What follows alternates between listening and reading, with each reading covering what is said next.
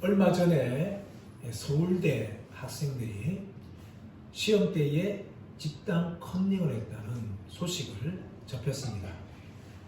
저는 그 소식을 보고 충격에 빠졌습니다. 서울대 학생이라면 우리나라의 최고 명문 대학 학생들인데 그 학생들이 한두 명이 아니라 집단적으로 컨닝했다라는 것은 정말 너무나 큰 충격이었습니다.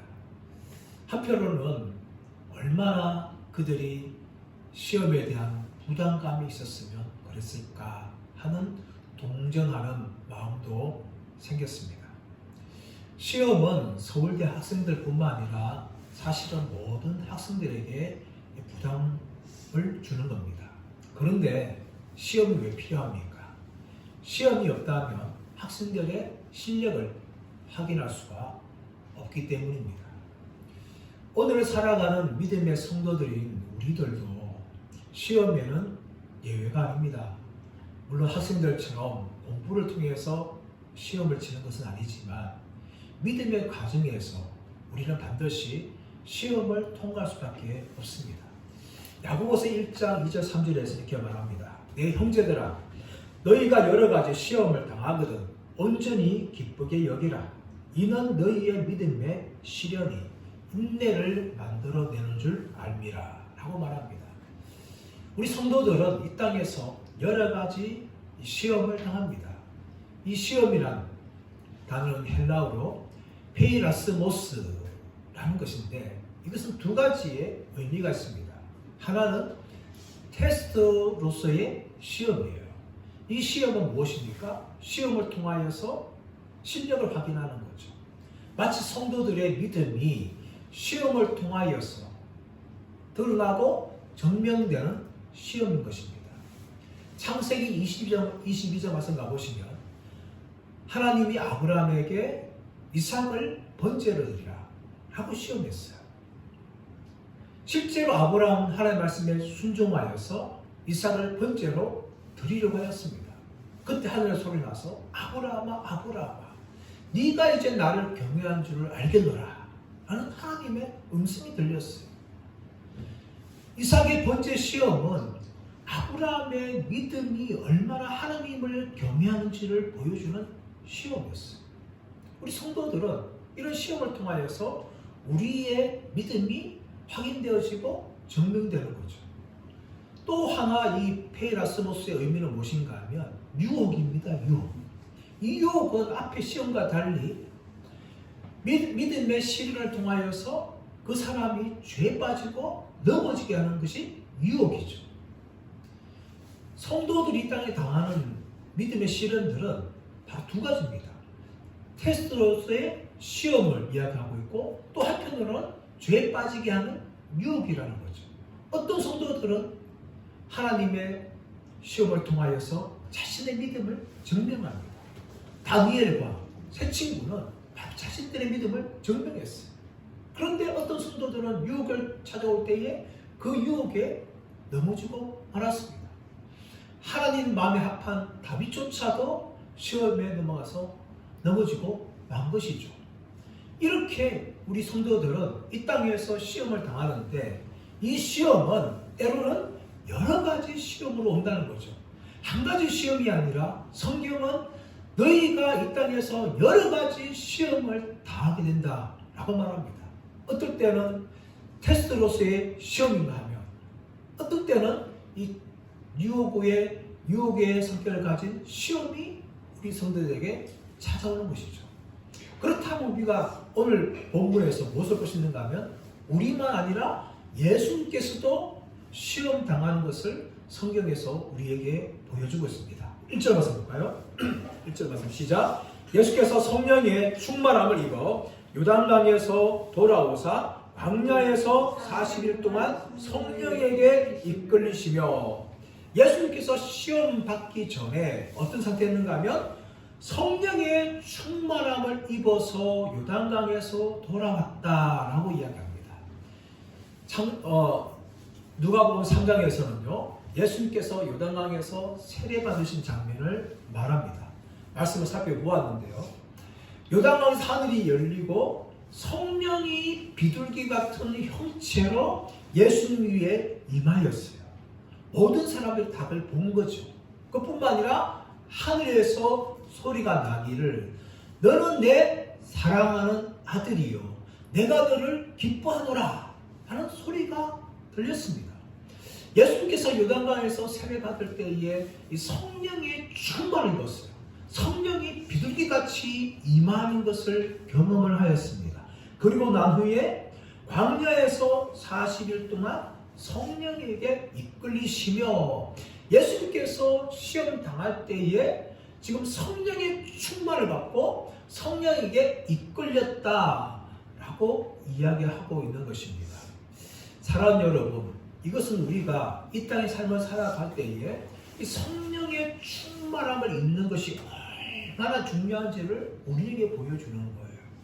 우리가 살아가는 세상은요, 온갖 유혹과 이 죄에 대한 빠짐들이 얼마나 많은지 몰라요. 그런데 이런 세상을 우리의 힘으로 살아가다가는요, 우리는 다 넘어지는 겁니다. 그래서 어떻게 되는가 하면 매일매일 이 성령의 충만을 받아야 돼요. 에베소서 무엇을 말하고 있습니까?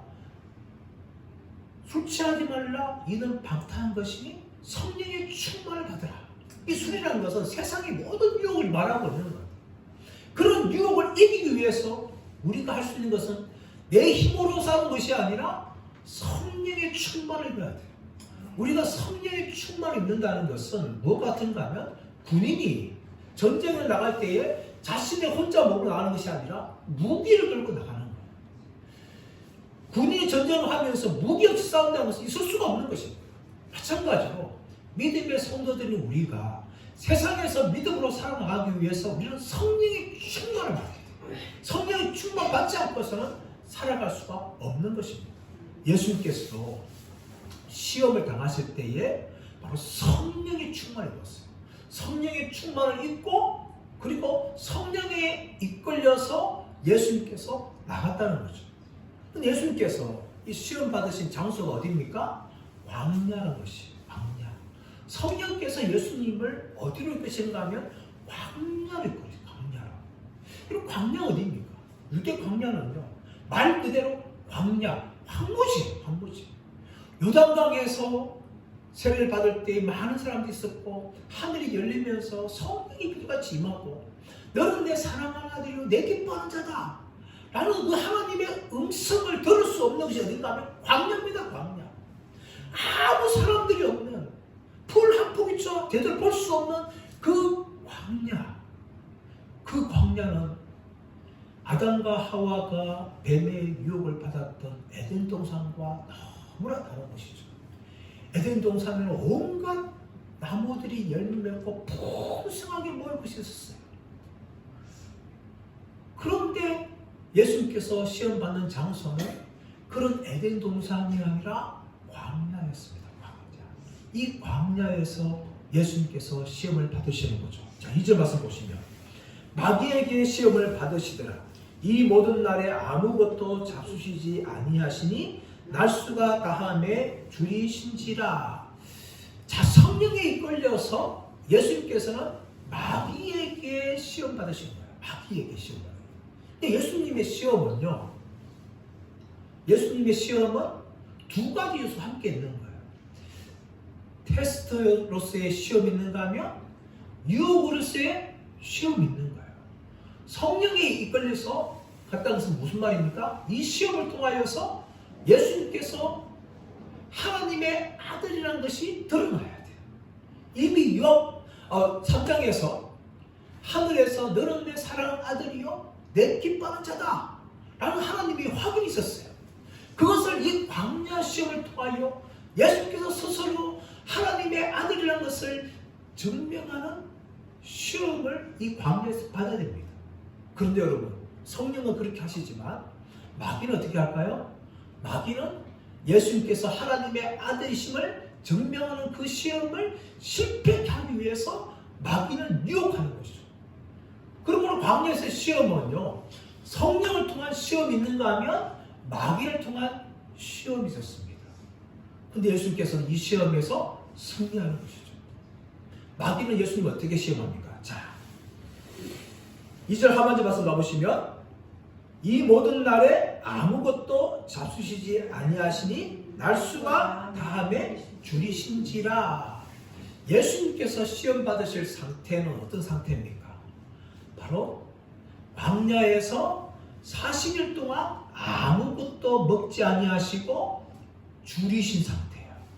아무것도 먹지 않고 줄이신 상태.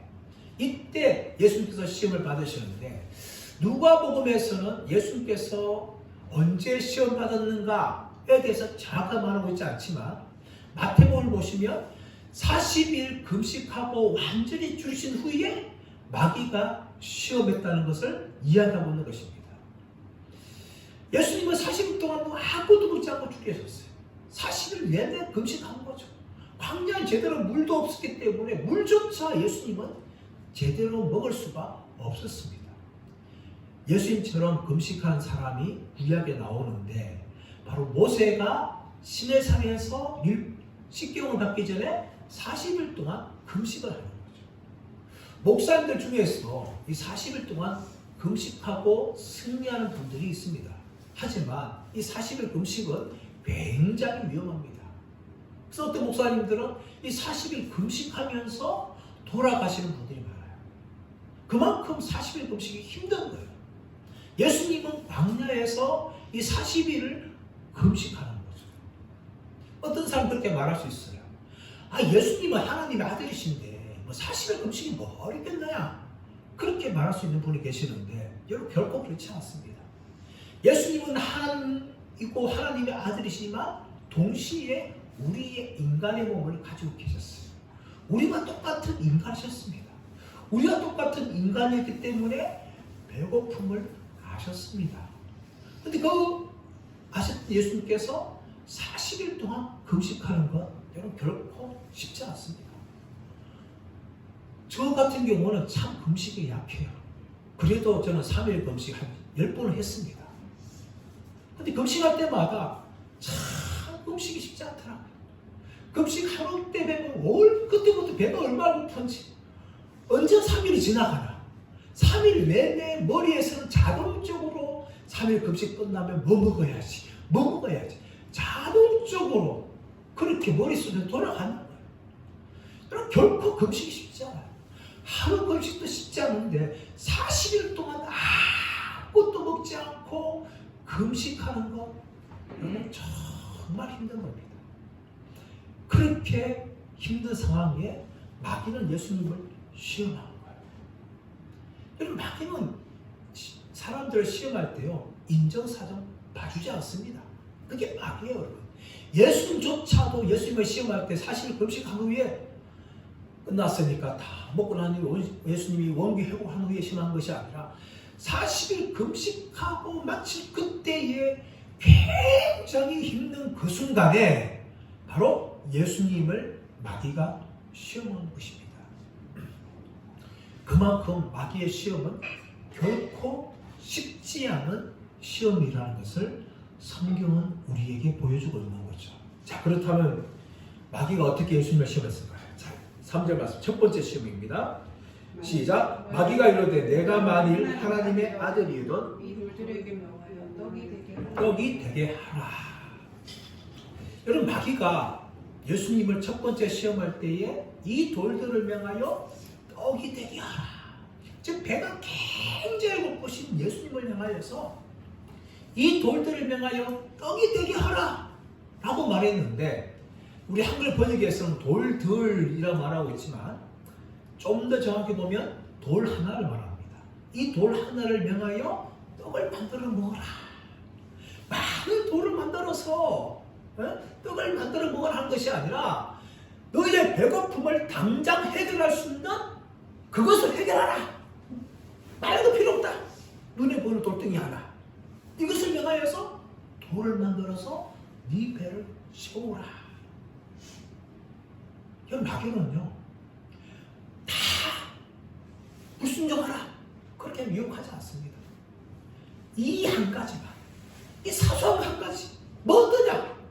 얼마든지 할 수 있다. 큰 죄를 말하는 것이 아니라 작은 거 하나 뭐 어떠냐? 아무것도 안 했다. 그렇게 마귀를 유혹하는 거죠.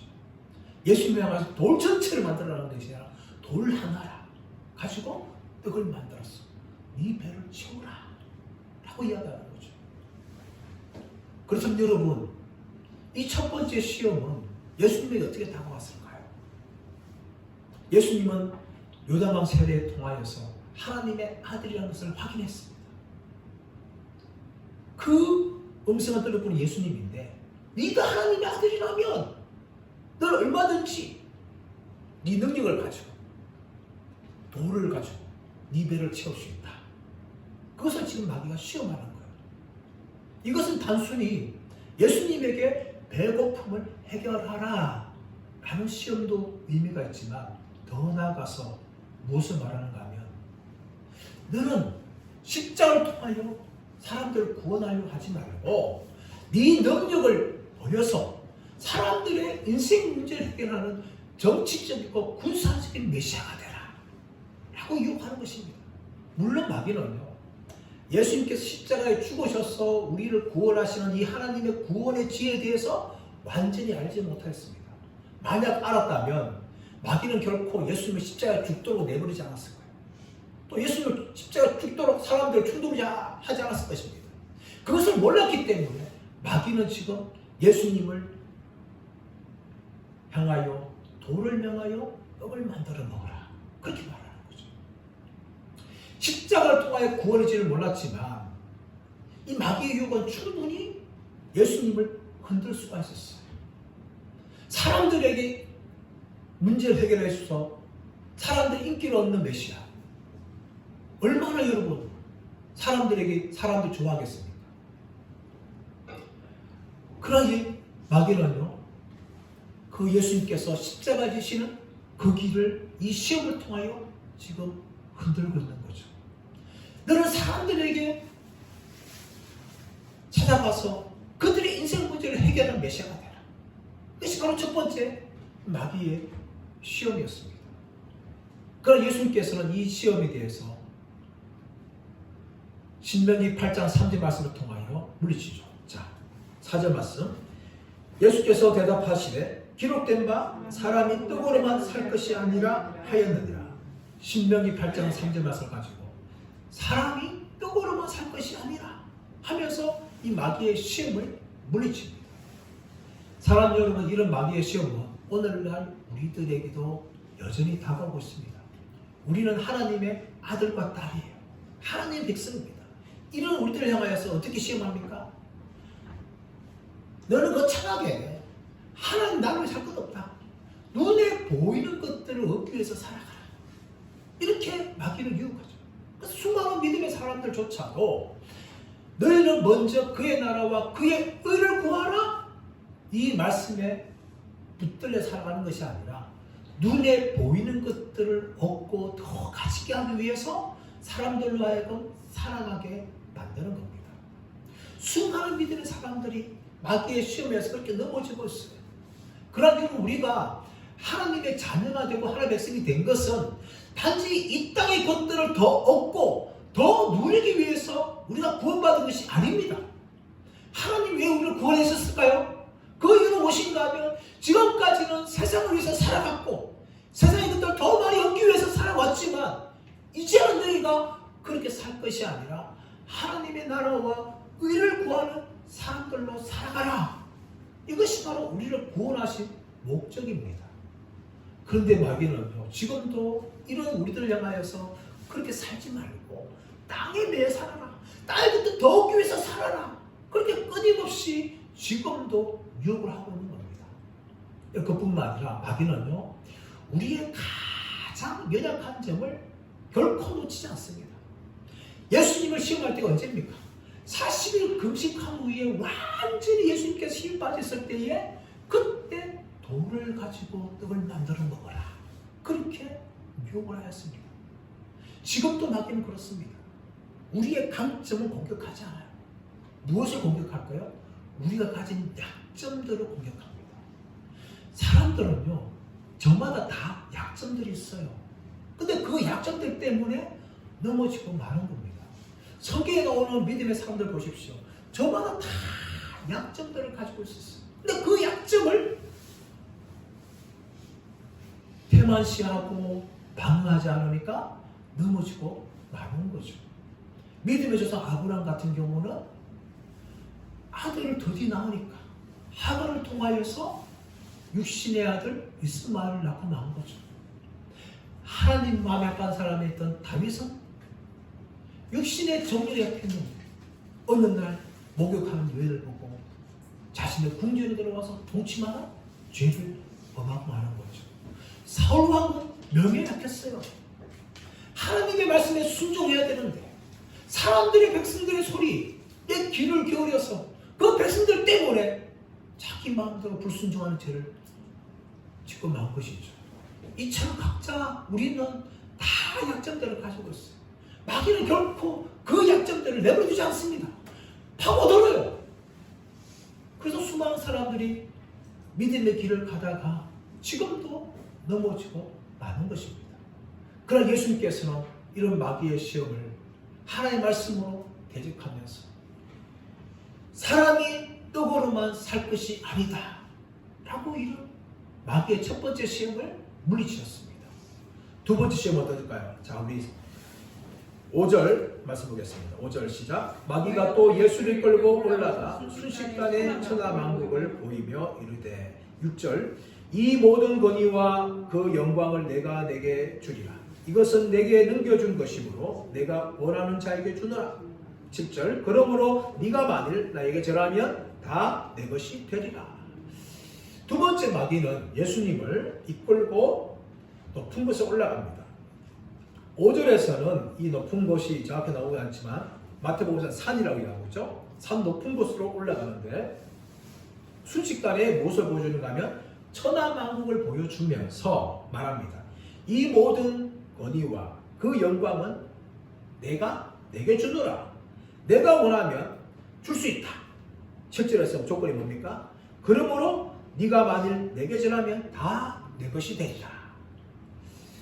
첫 번째 시험에서는 예수님을 하여금 예수님의 십자가 구속사역을 포기하게 만들었다면 두 번째 시험은 무엇인가 하면 예수님을 하여금 그 십자가 구원이 아니라 쉬운 방법을 통하여서 해결하라.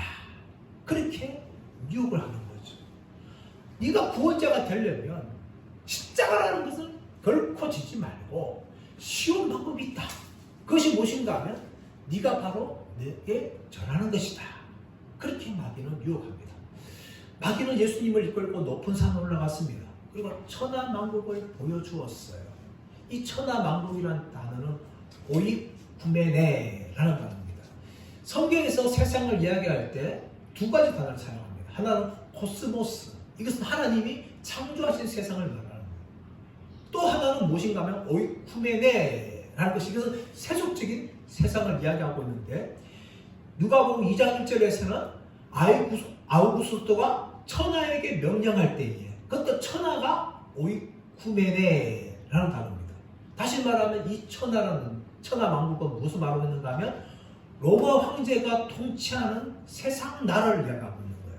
그것을 가지고 내가 이 세상 나라를 내가 지배하고 있으니까 네가 나한테 절하기만 하면 내가 이 모든 것을 너한테 주겠다 하고 마귀가 제안하는 거죠. 이런 마귀의 제안은요 완전히 거짓말입니다. 왜냐하면 마귀는 이 땅의 통치자가 아니에요. 이 세상의 통치자 누굽니까? 하나님이십니다. 하나님이 온 세상을 통치하는 것이고 마귀는 겨우 자기가 통치하는 어둠의 세계만을 통치하는 불법자입니다. 하나님께서 모든 세상을 통치하신 분이기 때문에 하나님 주권이 있어요. 그런데 마귀가 무슨 말합니까? 내가 이 천하만국을 통치하고 있으니까 내가 너한테 주겠다 하고 지금 거짓말로 예수님을 유혹하면서 예수님이 십자가를 통한 구원이 아니라 마귀에게 절함을 통하여 너는 세상의 영광을 다 가질 수 있다 하고 지금 마귀가 예수님에게 제안을 하고 있는 겁니다. 이런 마귀의 제안에 대해서 예수님께서 8절 말씀 시작. 예수께서 대답하여 이르시되 기록된 바 주 너의 하나님께 경배하고 다만 그를 섬기라 하였느니라. 마귀는 예수님에게 네가 나한테 절하면 내가 이 모든 걸 줄 거다 라고 시험을 하였지만 예수님께 그 시험을 물리치면서 하시는 말씀이 주 너희 하나님께 경배하고 오직 다만 그 하나님만을 섬기라. 그렇게 말합니다. 예수님께서 마귀가 예배의 대상이 아니라 오직 하나님만이 예배의 대상이라는 것을 분명하게 선언을 하셨어요. 여러분, 이스라엘 백성들이 왜 멸망당하였습니까? 그것은 바로 우상숭배였습니다. 그들은 하나님도 섬기고 우상들도 섬겼어요. 가나안 땅에 들어와서 가나안 신들을 섬기고 바알을 섬겼습니다. 분명히 성경은 주 너희 하나님을 경배하고 오직 다만 하나님만을 섬기라 말하고 있는데, 이스라엘 백성들은 하나님도 섬기고 금송아지도 섬기고 하나님도 섬기고 바알도 섬기는 이런 우상 숭배를 자행을 하였어요. 그 결과 북이스라엘은 아수르에 멸망하고 남유다는 바벨론에 멸망당하는 심판을 경험하였습니다. 하나님은 우상 숭배를 그렇게 싫어하신 거예요. 십계명 1명에는 뭡니까? 오직 하나님만을 섬기라 말씀하고 있어요. 그래서 예수님께서는 신명기 6장 13절 말씀 가지고 주 너희 하나님께 경배하고 다만 그를 섬기라, 그렇게 이야기하고 있습니다. 사랑하는 여러분, 우리도 마찬가지입니다.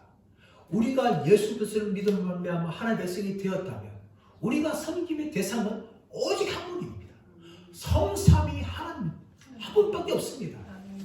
그러나 안타깝게도 교회를 다니는 많은 분들 중에서 교회를 다니면서 직분을 받았으면서도 점쟁이로 찾아가고 구슬하고 궁합을 보는 분들이 의외로 많습니다. 이것은 하나님의 가증한 죄예요. 하나님 너무나 싫어하는 것입니다. 하나님은 그런 것을 용납하지 않으실 분이세요. 오직 하나님만 경배해야 되는데 하나님 외에 다른 신을 붙들고 있다는 것은 우상숭배입니다. 오늘 예수님께서 분명하게 선언합니다. 주 너희 하나님을 경배하고 다만 그를 섬기라, 그렇게 말씀하시는 거죠. 그리고 예수님께서는 십자가의 고난의 길을 가기를 결정하십니다. 십자가는 예수님에게 결코 쉽지 않은 길이었습니다. 하나님의 아들이신 예수님조차도 그 십자가에 죽는 것은 너무나 힘들었어요. 무엇이 증명해 줍니까? 겟세마네 동산에서 예수님께서 기도하시는데, 아버지여, 할 수만 있건 이 잔을 내게서 지나가게 해 주옵소서. 그러나 나의 원대로 하지 마시고 아버지의 원대로 하기 원합니다. 예수님은 3번씩이나 그렇게 기도하셨고, 기도할 때에 땀이 떨어질 때 핏방울처럼 되었다라고 성경은 이야기하고 있습니다. 그만큼 십자가에 죽으시는 것이 예수님의 너무나 힘든 길이었어요. 단지 육체적으로 힘든 것이 아니라 그 십자가는 하나님의 진노를 경험하는 자리였기 때문에 창세 전부터 하나님 아버지와 교제하시던 그 예수님이 하나님 아버지에게 버림받는 것은 너무나 고통스러운 것이었어요. 또 인간이 모든 죄를 지고 있기 때문에 하나님의 저주가 예수님에게 쏟아부어졌어요. 육체적인 고통도 고통이지만 영적인 고통은 더 바랄 수 없는 것이 바로 십자가의 죽음이었습니다. 그러나 예수님께서는 그 어려운 십자가의 길을 걸어가심을 통하여 우리의 구속을 감당하신 것입니다. 사랑하는 여러분, 믿음의 길은 결코 쉬운 길이 아닙니다. 믿음의 길은 좁은 길이에요. 좁은 길. 좁은 길이기 때문에 많은 사람들이 찾지 않습니다. 좁은 길이기 때문에 힘든 길이에요. 그것이 바로 믿음의 길입니다. 근데 여러분, 우리가 구원받을 때 우리는 넓은 길로 오도록 요청하는 것이 아니라 좁은 길로 오도록 성경은 우리에게 명령하고 있습니다. 누구든지 나를 따라오거든 자기를 부인하고 자기 십자가를 지고 가라. 좁은 길입니다. 여러분, 결코 믿음의 길은요 너무나 어려운 길이지 쉽고 편한 길이 아닙니다. 우리는 그 길을 가도록 부름받은 사람들이에요. 세상에 많은 사람들이 넓은 길로 다 갑니다. 자기의 성공을 위해서, 출세를 위해서, 돈 버는 걸 위해서는 어떤지도 다 할 수 있는 것입니다. 그러나 여러분, 믿음의 사람들은 그렇게 살도록 부름받지 않았어요. 참으로 힘들고 어려운 길로 가도록 우리를 부르셨습니다. 세상에 많은 사람들이 쉽고 편한 길, 영광받는 길, 누릴 수 있는 길 다 부름받고 마음껏 죄지어 괜찮은 길 부름받았지만 우리는 그런 길로 부름받지 않았습니다. 우리는 하나님 나라에 부름받았고 거룩한 길로 부름받았어요. 죄와 타협하지 않고 세상 사람들처럼 살아가지 않도록 우리는 부름받았어요. 세상 사람들이 죄짓고 마음대로 살아가는 것 하나님 같이 하지 않습니다. 그러나 예수 본받는 우리들은요 그 길을 가도록 부름받지 않고 좁은 길, 십자가의 길로 가도록 우리는 부름받은 것입니다. 예수님께서 쉽고 편한 길을 포기하시고 십자가의 길을 걸어갔듯이 저와 이 모두가 다 좁은 길을 걸어가시는 믿음의 사람들 되기를 예수님의 이름으로 축원합니다. 세 번째 시험이 나오고 있는데요. 자, 9절 말씀 시작. 또 이끌고 예루살렘으로 가서 성전 꼭대기에 세우고 이르되 내가 만일 하나님의 아들이거든 여기서 뛰어내리라. 세 번째 시험은 예루살렘에 가서 성전 꼭대기에 세웠다는 거예요. 성전 꼭대기가 정확하게 어떤 지점인지 알 수 없지만 이 성전 중에서 가장 높은 지역인데 이곳에서 기드론 시내가를 바라보면 무려 아파트 높이로는 15층 높이가 된다. 즉, 그 정도 45m, 50m 정도의 밑에를 바라봐야 되는데 밑에 바라보면 아찔합니다. 아찔한데 그 꼭대기에 세워서 마귀가 어떻게 시험하는가 하면 네가 만일 하나님의 아들이거든 여기서 뛰어내리라. 그리고 10절, 11절 말씀 보시면 기록되었으되 하나님이 너를 위하여 그 사자들을 명하사 너를 지키게 하시리라 하였고 또한 그들이 손으로 너를 받들어 내 발이 돌에 부딪히지 않게 하시리라 하였느니라. 이번에 마귀는 시편 91편 11절 12절 말씀 가지고 예수님을 시험합니다. 네가 하나님의 아들이면 뛰어내봐라. 그러면 하나님께서 천사를 통해서 너를 지켜서 네가 다치지 않게 할 것이다. 그렇게 말씀을 가지고 예수님을 시험하는 거죠. 근데 여러분 이것은 철저하게 잘못된 겁니다. 시편 91편은 하나님을 경외한 자들에게 주시는 복을 이야기하고 있어요. 하나님을 경외한 자들에게 하나님이 요새가 되어주시고 피난처가 되어주시고 이 환난 당할 때 지켜주실 것이다. 그 말씀인데 그 말씀 일부분 가지고 지금 마귀는 예수님을 말씀을 가지고 시험하고 있어요. 여러분 마귀는요 예수님을 시험하기 위해서 수단과 방법을 가리지 않고 이제 말씀까지 동원하면서 무엇을 말합니까? 네가 진짜 하나님의 아들이면 하나님 아버지의 사랑을 확인해봐라. 네가 하나님의 아들이 아니냐? 그럼 하나님 아버지가 너를 사랑하게 증명해 줄 것이다. 어떻게 증명할 거냐? 네가 한번 뛰어내봐라. 그럼 하나님이 네가 아들이심을 증명해 줄 거다. 그렇게 지금 마귀가 예수님을 시험하고 있는 거죠. 여기에 예수님께서는 자 12절 말씀 보시면 주 너의 하나님을 시험하지 말라 하였느니라. 주 너의 하나님을 시험하지 말라. 네가 하나님의 아들이면 하나님의 사랑을 확인해봐라. 그렇게 마귀가 시험할 때에 예수님께서는 주 너의 하나님을 시험하지 말라 라고 말씀하십니다. 이것은 신명기 6장 16절 말씀인데 예수님 동일하게 말씀을 가지고 이 마귀의 시험을 물리치죠. 예수님의 대답 요즘 뭡니까? 나는 하나님의 아들이다. 나는 그것을 알고 있다. 그러므로 내가 하나님의 아들임을 증명하기 위해서 하나님을 시험해서는 안 된다. 라고 예수님께서 대답하는 거죠. 근데 여러분 이런 예수님의 이 대답과 달리 우리가 광야 40년 동안 이스라엘 모습을 보면서 정반대의 모습을 봅니다. 그들은 하나님의 은혜로 노예였던 애굽의 종에서 탈출했어요. 해방되었습니다. 그리고 광야길을 가지고 하나님께 인도하시는데 그들은 광야길을 걸어가면서 얼마나 하나님을 시험하는지 모릅니다. 그들은 물이 없을 때 불평하고 길이 험할 때 불평하면서 정말 하나님이 우리를 사랑하느냐 하면서 무엇을 향하여 원망하고 하나님을 향하여서 원망하였습니다. 이 모두는 다 하나님을 시험한 것이죠. 이런 이스라엘 백성과 달리 예수님께서는 주 너의 하나님을 시험하지 말라 라고 분명히 대답합니다. 사람들은 우리도 마찬가지입니다.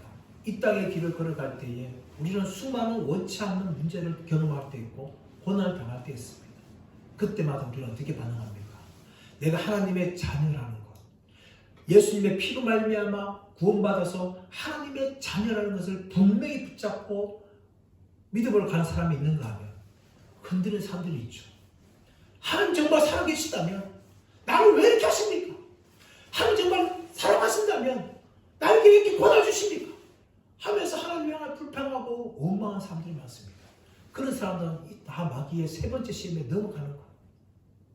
우리가 분명히 하나님의 아들이라면 어떤 시험과 어려움에서 흔들리지 말아야 되는데 우리는 인간이기 때문에 때로는 넘어지고 쓰릴 수밖에 없습니다. 예수님처럼 정말 하나님의 아들됨을 분명하게 붙잡고 살아가야 되지만 우리는 그렇게 하지 못할 때가 정말 많아요. 광야에서 이스라엘 백성들이 하나님을 원망했던 것처럼 그렇게 원망할 때가 종종 있는 것입니다. 사랑 여러분, 다시 한번 우리 확인합시다. 우리가 어떤 사람들입니까? 예수님의 보배로운 피로 말미암아 우리가 구원받아서 하나님의 자녀가 되었고 하나님의 백성들이 되었습니다. 그런데 우리는 이 사실을 우리는 붙잡아야 돼요. 때로 우리가 감당할 수 없는 시험도 당하고 넘을 수밖에 없는 고난도 당할 수 있습니다. 그때마다 우리 혹시라도 넘어졌다면 다시 일어나야 됩니다. 내가 하나님의 아들이지, 내가 하나님의 딸이지, 이 사실을 다시금 확인해야 돼요. 그리고 하나님께서 내 아버지라는 사실을 우리는 확인하면서 다시금 믿음으로 서야 될 줄 믿습니다. 이제 말씀의 결론을 맺기 원합니다. 좀 마귀는요, 예수님을 넘어뜨리기 위해서 수단과 방법을 가리지 않았습니다. 너무나 힘든 장소인 광야에서 40일을 금식하고 완전히 줄였을 때에 예수님은 시험했는데 그것도 한 번이 아니라 3번씩이나 시험하였습니다. 오늘 13절 말씀 보십시오. 13절 보시면 마귀가 모든 시험을 다 한 후에 얼마 동안 떠나니라. 3번씩이나 시험한 마귀는요, 어떻게 했다고요? 얼마 동안 떠나니라. 다시 예수님을 또 시험하기 위해서 잠시 동안 예수님을 떠날 뿐이었습니다. 하나님의 아들이신 예수님조차도 마귀는 최선을 다해서 집요하게 철저하게 예수님을 공격하고 넘어뜨리려고 했다는 겁니다. 그렇다면 저와 여러분은 얼마나 마귀가 공격할까요? 우리는 깨어있어야 됩니다. 깨어있지 않으면요, 우리 마귀에게 넘을 수밖에 없어요. 마귀는 우리를 천국에 들어가는 것을 막을 수 없어요. 근데 천국에 들어가기까지 우리를 계속해서 시험하고 넘어뜨리게 하는 것이 마귀입니다, 여러분. 그렇다면 여러분, 우리가 마귀를 향하여서 이겨내야 되는데 이길 수 있는 방법은 무엇일까요? 하나님의 말씀입니다. 예수님은 첫 번째 시험에서도, 두 번째 시험에서도, 세 번째 시험에서도 예수님께서는 하나님의 말씀으로 대적했어요. 신명기 8장 13절, 신명기 6장 13절, 신명기 6장 16절 말씀.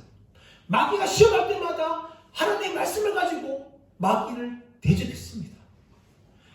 하나님의 친아들이신 예수님조차도 마귀의 시험을 하나님의 말씀으로 대적했다면 저와 여러분도 마찬가지로 하나님의 말씀으로 무장해야 돼요. 하나님의 말씀을 암송하고 읽어야 됩니다. 그렇지 않으면요, 마귀를 물리칠 수 없어요. 성경은 하나님의 말씀을 바로 성령의 검이라고 말합니다. 성령의 검으로 마귀와 싸워야 되지, 우리의 힘으로 싸우다가는 우리는 100점 100패 할 수밖에 없는 것입니다. 사랑 여러분, 우리 힘으로 살지 말고 하나님의 말씀으로 살아가시기를 축복합니다. 이 다가오는 2026년도 뉴스를 볼 때마다 참 마음이 어두워요. 2026년도 어떻게 될까? 나라의 운명이 어떻게 될까? 우리 삶이 어떻게 될까? 참 보이지 않습니다. 보이지 않을 뿐만 아니라 앞이 캄캄합니다, 사실. 이런 세상에서 우리가 믿음을 살기 위해서는 말씀을 날마다 묵상해야 돼요. 말씀을 외워야 됩니다. 말씀을 읽어야 됩니다. 그렇게 할 때 여러분, 세상을 이길 수가 있는 것입니다. 예수님께서 말씀으로 마귀의 시험을 이겼듯이 다가오는 2026년도 우리 인생에 어떤 시험이 찾아온다 할지라도 하나님의 말씀으로 이겨낼 수 있는 저와 여러분 되시기를 예수님의 이름으로 축원합니다.